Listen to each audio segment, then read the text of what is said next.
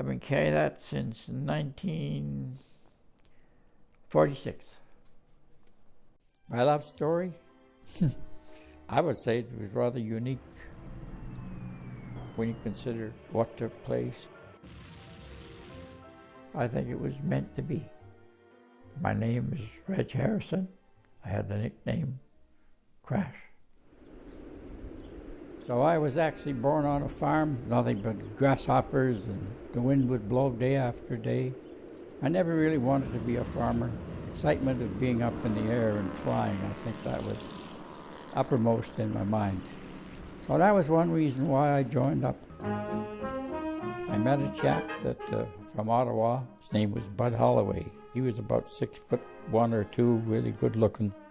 He really stood out. I always felt a little bit inferior to him. He was taller than me, a lot more good looking, but we got along really well. And we became close friends, and we got our wings towards the end of April 1943. Every time he would write to his fiancée in Ottawa, Jean Woods, he'd always say to me, okay, call me Harry. He'd say, Harry, put a footnote on this letter. And I'd always say, but I don't know Jean. He'd always say, you never know, someday you might meet her. I said, well, what does she look like? He said, I'll show you. So he pulled out his wallet and showed me a picture. All I remember is she was a good-looking gal. And then when we got to England, Buddy and I went to an advanced flying school in Warwickshire. And the last afternoon we were there, he said, well, I'm going to write another letter to Jean, he said, so you better put a footnote on. You never know, you might meet her. I have some pictures of him licking his stamp when he was going to mail the letter. My crew went to Dishforth. Buddy went 20 miles away. The first crash would be on March the 15th, 1944. Before you took your own crew on an operation, you had to go along with an experienced crew. But unbeknownst to the crew, they had a 500-pound bomb still in the bomb bay. And they didn't know the bomb was there when Jerry landed the plane. He was just about to turn off the runway, and the bomb dropped off. It actually blew the plane apart, cut the aircraft in half, and I was sort of temporarily knocked out, and when I came to, I looked up. There would soon be a wall of fire, and then I picked myself up off the ground and tried to run. I ended up in the Queen Victoria Hospital, and I was there for about 10 weeks having skin grafts done. So I got back to the station, and there was a message for me. And I got word that my good friend Buddy had been killed. He'd been killed in a crash while he was training. So I remember writing a note to Jean because I did have her address, but he had given it to me. I wrote and told her if I survived the war, I was so sorry to hear about Buddy.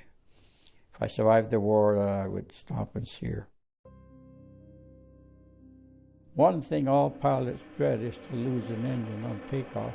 The second crash, we lost all power in the starboard inner engine, and immediately the aircraft was veered off the runway. The aircraft, loaded with bombs, crashed into the stone wall. I don't remember the crash because I was knocked out. They found me lying out on the wing. So then I spent about 10 days in hospital. I had a broken nose and 30 or 40 stitches in my face.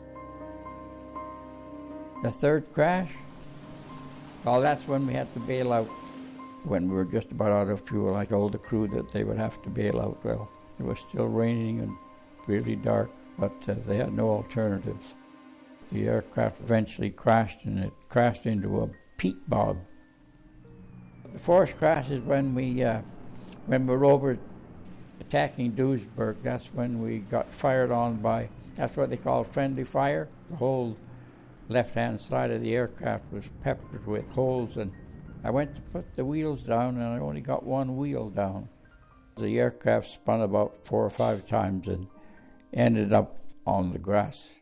My squadron commander said to me, well, Crash, he said, you've cheated the Grim Reaper 4 times. He said, I got a feeling that you're not going to be lucky the 5th time, he said. So I never considered myself a hero. I don't think I am a hero. I think I'm lucky. When I finally did sail for home and we landed at Lachine, Quebec, and on a Saturday afternoon I phoned, I had Jean's phone number and I phoned, and so I said I won't really have time to stop. I was a bit hesitant to stop because I didn't really know what to say to Jean. So I hung up the phone, and then, I'm not sure just how long it was, but some little voice said to me, you know, that's pretty selfish of you. Your good friend Buddy, he gets killed, so the least you can do is go and see her.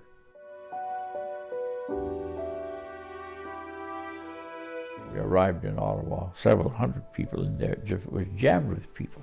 Finally the crowd thinned out and I looked across and I could see two women and it looked as though they were holding a picture.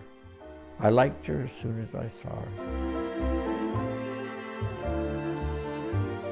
She was a beautiful, caring person. So that's how we met. I was going to stay for 2 days and I stayed for 4. And that summer I went back, spent another 10 days.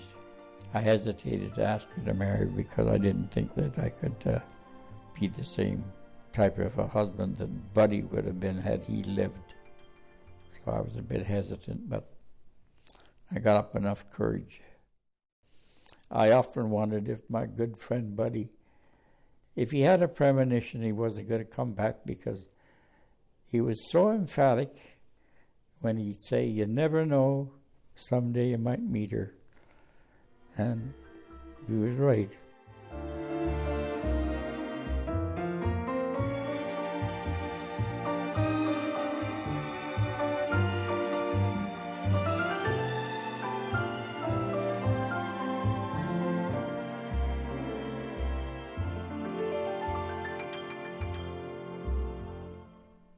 The best thing that happened to me in my life was to survive the war and marry Jean.